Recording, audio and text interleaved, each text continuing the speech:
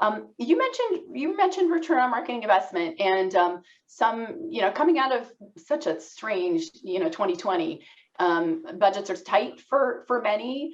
How do you think about return on marketing investment and use that to really prioritize what you can do, what you don't do, and how your teams are set up for success?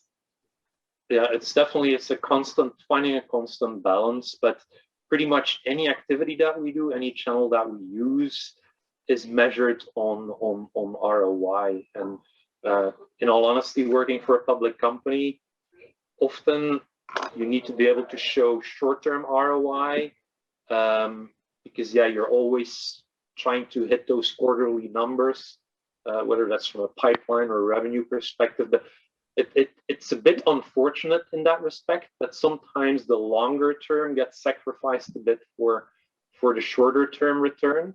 And in all honesty, I have maybe not daily, but weekly or at least monthly discussions with our CMO in still keeping certain channels or activities on board because they have maybe a longer term payout or a longer term return, like PPC, for instance, in some cases, or maybe a return that is less visible.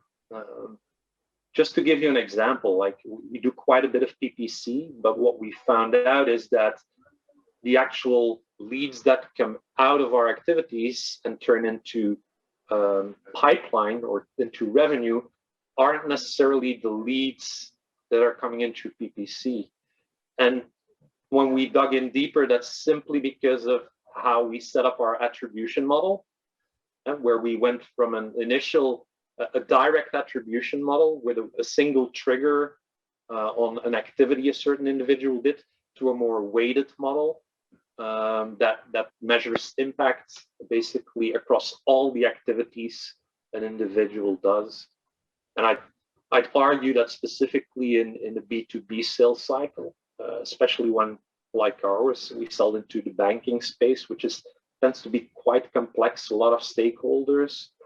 It's usually a combination of different activities that really drive a lead or convert a lead into a pipeline opportunity and eventually into a customer win. Yeah, absolutely. When you have, what was it, a couple of years ago, the Challenger sale said that you had to have 5.4, and then pretty soon it became 6. And then I think it was 8 or more people involved in a deal cycle. It makes it really complex. And even the processes, Mila was talking about processes earlier. Does everyone get attached to the opportunity by sales? And if it's not, how do you track that? How do you apply attribution? It's something I know that we haven't nailed. Yeah, the point that you just made, I think that was one of the main reasons why the whole sales development rep organization was actually brought into the marketing organization, because of, at least you better control how accurate the data is that is being put into the systems.